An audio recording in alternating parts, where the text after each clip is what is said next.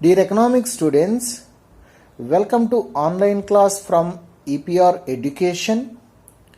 So today we are going to discuss very important topic.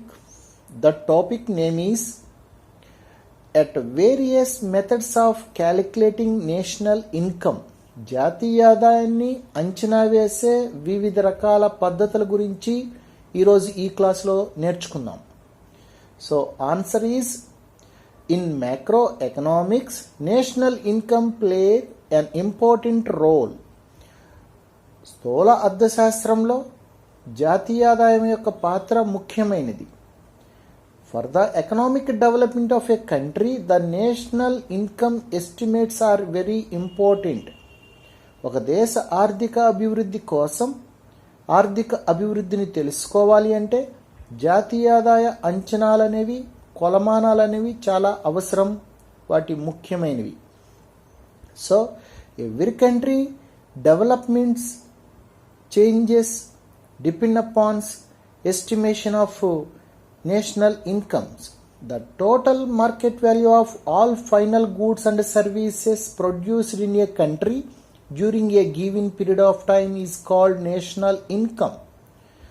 ఒక దేశంలో ఒక ఆర్థిక సంవత్సర కాలంలో ఉత్పత్తి చేసిన అంతిమ వస్తు సేవల యొక్క మార్కెట్ విలువల మొత్తాన్ని కలిపి జాతీయ ఆదాయం అంటారు. So it is a total market value of all final goods and services. Next, definition. According to Marshall, labor and capital of a country acting on its natural resource produce annually a certain net aggregate of commodities, material and immaterial include services of all kinds is called national income.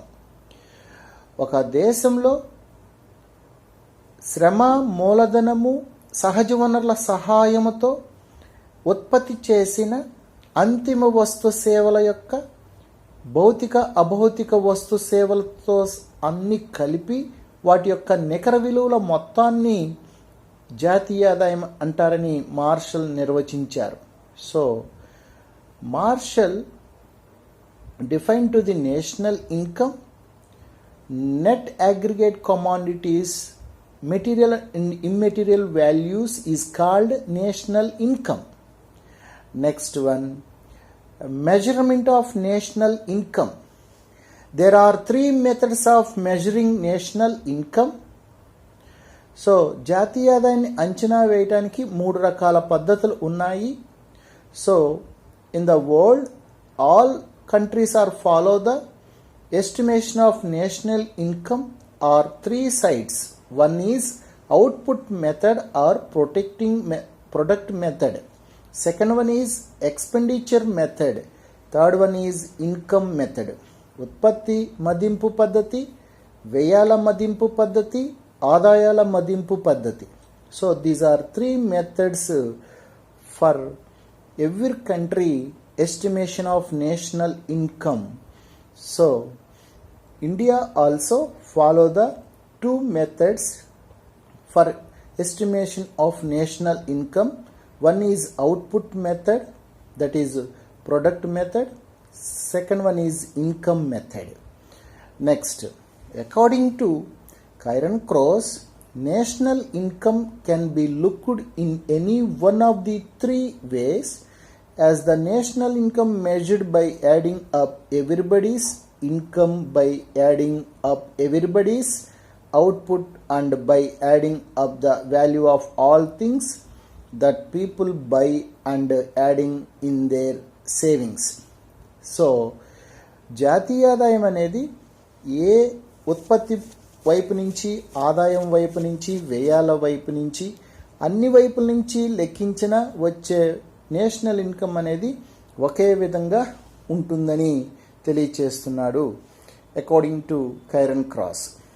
Next, now measures of national income through output method.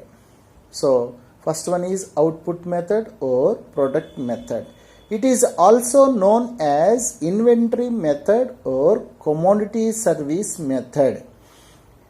Output మెథడ్ని inventory method లేదా వస్తు సేవల పద్ధతి అని కూడా అంటారు.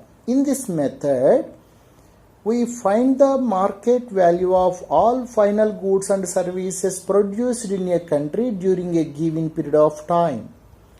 ఒక దేశంలో ఒక నిర్ణయిత కాలంలో ఉత్పత్తి చేసిన అంతిమ వస్తు సేవల యొక్క మార్కెట్ విలువ మొత్తాన్ని తీసుకొని జాతీయ ఆదాయాన్ని అంచనా వేయటం జరుగుతుంది ఉత్పత్తి మదింపు పద్ధతి ద్వారా.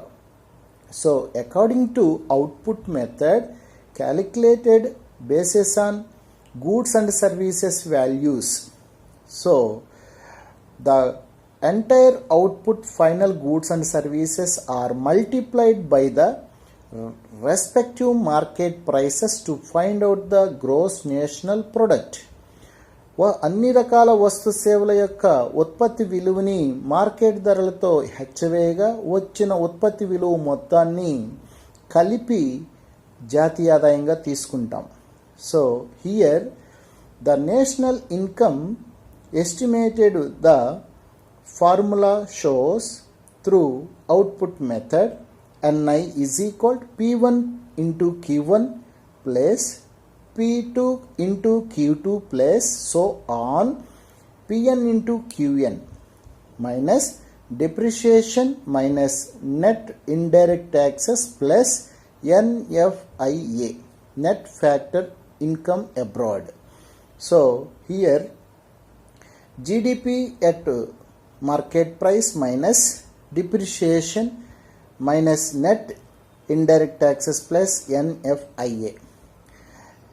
NI is equal to NDP, net domestic product at market price minus net indirect taxes plus NFIA, net factor income from abroad. NDP, net domestic product at factor cost FC, factor cost plus NFIA. NI is equal to NNP at factor cost, where NI is equal to national income, P is equal to price of the goods and services, Q is equal to quantity of goods and services produced. 1 2 dash so on. N is equal to the various goods and services produced. NF, net factor income from abroad. So here the national income estimation through output method take into some precautions. జాతీయ ఆదాయాన్ని అంచనా వేసేటప్పుడు ఉత్పత్తి మదింపు పద్ధతి ద్వారా కొన్ని జాగ్రత్తలు తీసుకోవాల్సి ఉంటుంది. While calculating the national income by this method, the following precautions should be taken into account. So national ఇన్కమ్ని అంచనా వేసేటప్పుడు మనం ఉత్పత్తి మదింపు పద్ధతిలో కొన్ని జాగ్రత్తలు తీసుకోవాల్సి ఉంటుంది. One is only final or finished goods should be taken into account. పూర్తిగా తయారు చేసిన వస్తు సేవల యొక్క విలువను మాత్రమే తీసుకోవాలి. Second one is unfinished goods and raw materials are excluded. అంటే సగం తయారీలో ఉన్న వస్తువులు లేదా సగం తయారైన వస్తువులు ముడి పదార్థాల యొక్క విలువల్ని తీసివేయాలి, కలపకూడదు. Double counting should be avoided. ఒకే వస్తువుని రెండుసార్లు లెక్కించే విధంగా మనం ఉండకూడదు, వాటిని తొలగించాలి. Production for self consumption should be included. మనం సొంత అవసరాలకు ఉపయోగించుకోవటానికి తయారు చేసుకునే వస్తు సేవల యొక్క విలువని మాత్రం జాతీయ ఆదాయంలో కలపవలసి ఉంటుంది. Fifth one is own accounting production of fixed assets by the government enterprises and house holds will be included. అంటే మనం గవర్నమెంట్ ప్రభుత్వ సంస్థలు కానీ వాటికి సంబంధించిన ఫిక్స్డ్ అసెట్స్ మీద ఖర్చు పెట్టే వాటి యొక్క విలువలన్నింటినీ కూడా కలపవలసి ఉంటుంది. ప్రభుత్వం కానీ సంస్థలు కానీ కుటుంబాలు కానీ వాళ్ళ సొంత ఆస్తుల కోసం ఉత్పత్తి చేసే వాటి యొక్క విలువలన్నింటినీ కలపవలసి ఉంటుంది. Second one is expenditure method. How to calculate the national income from expenditure side. So answer is, in this method the expenditure on final goods and services by individuals, firms, government etcetera. So మనం అన్ని రకాల పూర్తిగా తయారు చేసిన వస్తు సేవల యొక్క వ్యక్తిగతంగా, సంస్థల పరంగా, ప్రభుత్వ పరంగా చేసే ఖర్చులన్నింటినీ ఆధారంగా తీసుకొని జాతీయ ఆదాయాన్ని లెక్కిస్తారు. So in this method, the expenditure on final goods and services by individuals, firms, government, etc. So consider for the estimating the national income. In this method, we add the personal consumption expenditure of households, expenditure of firms, government purchase of goods and services, net exports plus net factor income from abroad. These are different aspects from calculating expenditure side. So expenditure method formula shows below. The national income is equal to expenditure of households EH plus expenditure of firms EF plus expenditure of government EG plus net export plus net factor income from abroad. కుటుంబాలు చేసే వినియోగ వ్యయము, ఉత్పత్తి సంస్థలు చేసే పెట్టుబడి వ్యయము, ప్రభుత్వం చేసే ప్రభుత్వ సేవల వ్యయము, నికర ఎగుమతుల విలువ అంటే ఎగుమతుల నుంచి దిగుమతులు తీసివేస్తే వచ్చే నెట్ ఎక్స్పోర్ట్ వాల్యూ, ఇతర దేశాల నుంచి వచ్చే నికర ఆదాయము, వీటన్నిటిని ఆధారంగా తీసుకొని మనం జాతీయ ఆదాయాన్ని అంచనా వేయటం జరుగుతుంది వ్యయాల మదింపు పద్ధతి ద్వారా. So at the same time, while calculating the national income by this method, the following precautions should be taken into account. వ్యయాల మదింపు పద్ధతి ద్వారా జాతీయ ఆదాయాన్ని లెక్కించేటప్పుడు కొన్ని జాగ్రత్తలు తీసుకోవాల్సి ఉంటుంది. So there are expenditure on financial assets that are produced and owned within the country should be excluded.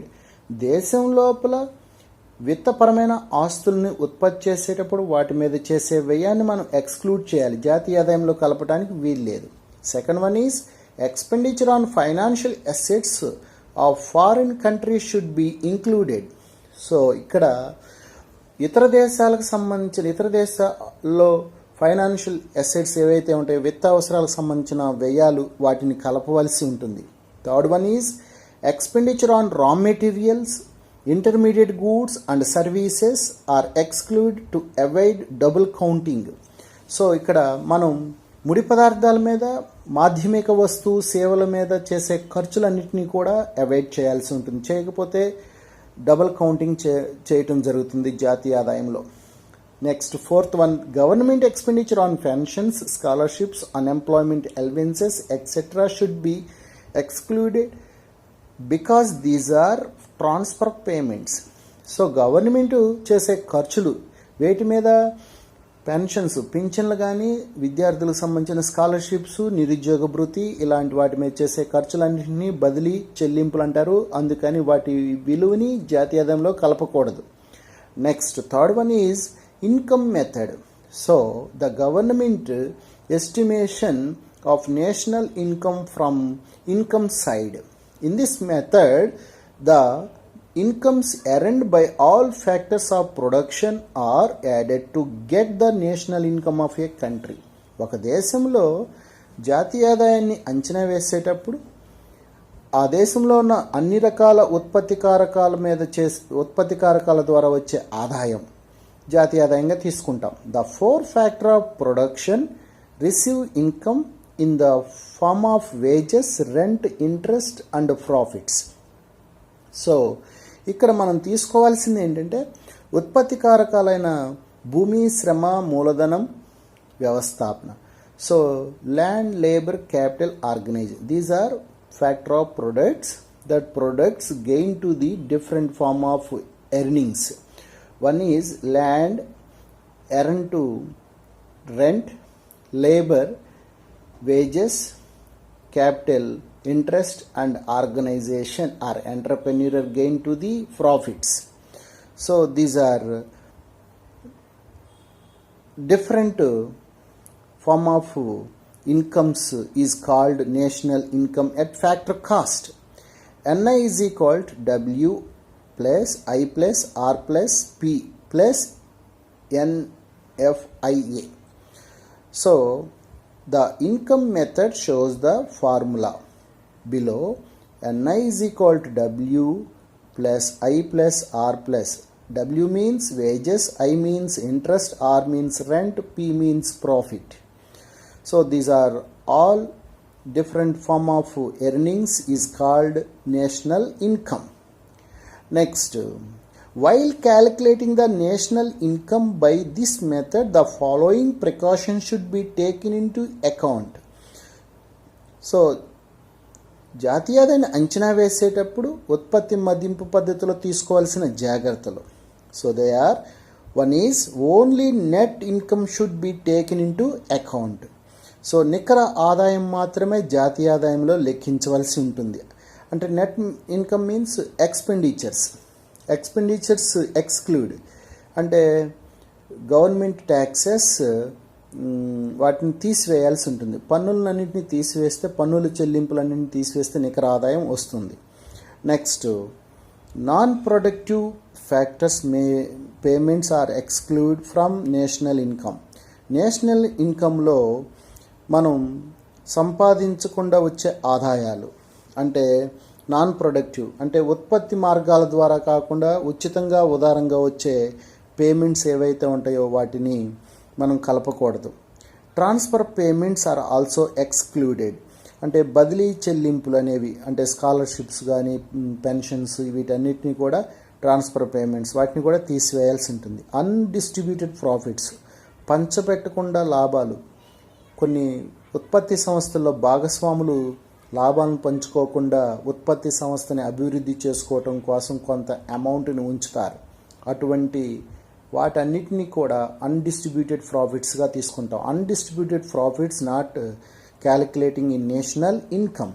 So these are different precautions taken to income method. So answer is finished, dear students. This is very important topic. That topic name is various methods of calculating national income. So again, dear students, this is important topic. Listen